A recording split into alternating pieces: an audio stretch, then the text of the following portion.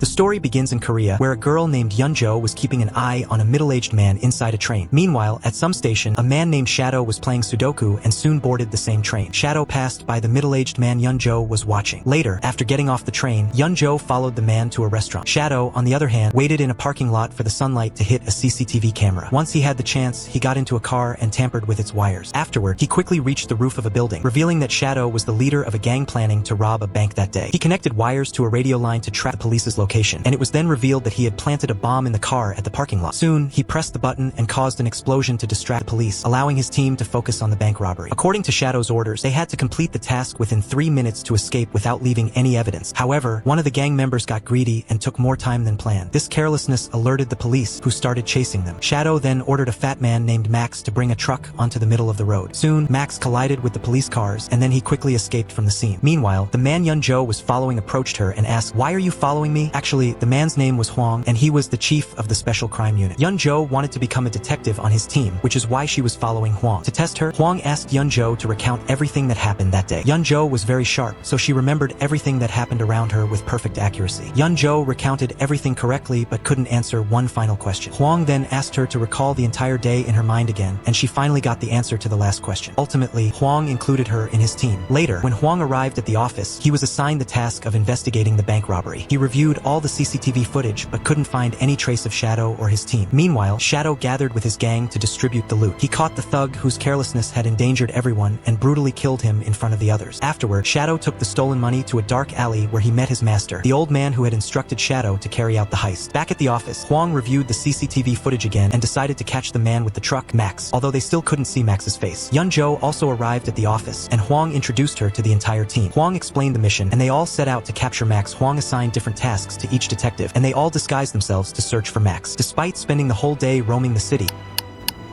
they couldn't find Max. Meanwhile, Shadow arrived at a store called National Foods, which was his secret base where he planned his heists. Finally, the team spotted a man with a body resembling Max's. A worker there, Squirrel, immediately changed his disguise and started following him. Turned out the man wasn't Max. That night, Shadow set out to execute his next theft. This time, they were hired by a company to steal evidence against them from a building. Within a few minutes, they completed their task and fled from the scene. However, Shadow realized that a man was watching him from a distance. Shadow quickly reached the man and brutally killed him to ensure there were no witnesses or evidence. A while later, when Hwang's boss heard that the same thieves had struck again, she was furious with Hwang. After the heist was completed, the master assigned Shadow another task, but Shadow refused, saying he wanted to leave this life behind and live peacefully. The master, however, did not accept this and ordered one of his men to kill Shadow. When Shadow was sitting in his car, the master's man tried to strangle him from behind, but Shadow drove his car into a wall, causing the thug to be thrown out and die on the spot. After this, Shadow went to the master and agreed to undertake his next mission. Meanwhile, Hwang's team resumed their work. They realized that the previous day they had investigated 3 areas but had missed the central area. When this was pointed out to Hwang, he ordered an investigation there as well. This time, he allowed Yeon Jo to go undercover. The entire team once again combed the area meticulously. Yeon Jo, with her sharp eyes, soon spotted a man who looked like Max, but she accidentally bumped into someone and couldn't get a good look at his face. The man entered a store, and Squirrel quickly disguised himself as a cashier and confronted him. Upon seeing Max's face, Squirrel informed his team that this was indeed the man they were looking for. Then Yeon Jo followed Max and noted his room number. Once they had his location, Squirrel arrived and hid CCTV cameras around the area to monitor Max's every move. Meanwhile, Shadow was at his hideout planning the next heist. He had meticulously thought through every step to ensure everything went according to plan. This time, his goal was to hack the Korean Stock Exchange's server and install software. Hwang and his boss arrived at the apartment where Shadow had killed the man who was watching him, but they found no trace of Shadow there either. Then Hwang noticed the direction of the camera and realized that perhaps Shadow was watching the heist from the roof of the building opposite. That night, Yeon Jo saw a girl taking out the trash from Max's house. Yeon Jo quickly went over, opened the trash bag, and started searching through it. With Hwang's help, they gathered some pieces of paper, which formed a Sudoku puzzle. However, the puzzle wasn't solved correctly, leading them to suspect it was related to the thieves' next mission. They reinterpreted the numbers in a different way and finally discovered that it was the IP address of the Korean Stock Exchange. On the other hand, when Max went to an old building, Hwang's team followed him. They took pictures of Max's associates and later used AI to identify all the thugs' names. They also planted microphones at the thugs' hideouts to monitor their every move. Soon, they hacked into Shadow's phone network and found his location. Now, both Hwang's team and Shadow's team were prepared preparing for their respective missions. Ultimately, Shadow hacked the radio line and realized that the police were monitoring him. He immediately ordered his team to abort the mission and escape. Hwang's boss also learned that Shadow had called off the mission and ordered her team to arrest the thugs immediately. With the help of headquarters, Hwang rushed to the building's rooftop to catch Shadow. However, Shadow, being very cunning, escaped by jumping out of a window. Hwang pursued him and called Yeon Jo to join the chase. Meanwhile, the police had set up traffic barricades to trap the thugs. In the ensuing chaos, 2 thugs died in car crashes, but they managed to arrest 4 others. Hwang's team called Shadow on the phone to identify him among the crowd. Yeon Jo noticed a man who seemed suspicious and remembered seeing him near the stock exchange. They decided to follow him. However, Shadow quickly escaped across the street. Squirrel, disguised as a traffic police officer, tried to stop him, but Shadow recognized him and stabbed him with a sharp object before escaping. Hwang and Yeon Jo rushed to save Squirrel, but it was too late. They had identified Shadow, but due to Squirrel's death, the mission was called off. That night, Shadow decided to kill the master, wanting to end this chapter and leave the life of crime. When he reached the master, he was surrounded by a horde of thugs, but Shadow was powerful. He confronted the thugs and defeated them one by one, advancing towards the master. Soon, he brutally killed the master. Meanwhile, the special unit was deeply ashamed of their failure and Squirrel's death, leading their superiors to remove them from the mission. A few days later, Yeon Jo remembered something Hwang had taught her and realized that she had bumped into Shadow on the train, and he was holding a national food store bag. Yeon Jo immediately went to the store and recognized Shadow. She informed Hwang, and they were once again allowed to work on the mission. Yeon Jo followed Shadow to a restaurant where she saw that he was planning to escape Korea using a fake passport. Shadow suddenly grew suspicious of Yeon Jo and asked why she was following him. Yeon Jo didn't respond and waited for Hwang to arrive. As soon as Hwang appeared, Shadow fled and Hwang pursued him. However, after a short chase, Shadow attacked Hwang with a sharp object, injuring him severely. Before Yeon Jo could reach them, Shadow had already escaped. Hwang ordered Yeon Jo to catch Shadow at all costs. Reluctantly, Yeon Jo continued the pursuit, but she mistakenly followed the wrong man. Disappointed, Yeon Jo thought Shadow had escaped once again, but as the rain stopped, Shadow reappeared on the street. Yeon Jo followed him to an underground train platform. Meanwhile, doctors managed to save Hwang, and despite the lack of a network, he figured out Yeon Jo's location. While Yeon Jo was searching for Shadow, he suddenly took her hostage. The police arrived but couldn't shoot. Shadow waited for the train to arrive, but Yeon Jo attacked him, injuring his leg, and Shadow tried to escape. As soon as he got outside, Hwang was already there. Shadow found himself on a track with an approaching train. Hwang, disregarding his own safety, shot Shadow, killing him. At the last moment, the train switched tracks, saving Hwang's life. The Special Forces mission was finally completed, and everyone breathed a sigh of relief. The team paid tribute to Squirrel, and then Yeon Jo and Hwang set out on their next mission to catch the rest of Shadow's accomplices. If you liked the video, please like and subscribe. See you in the next video.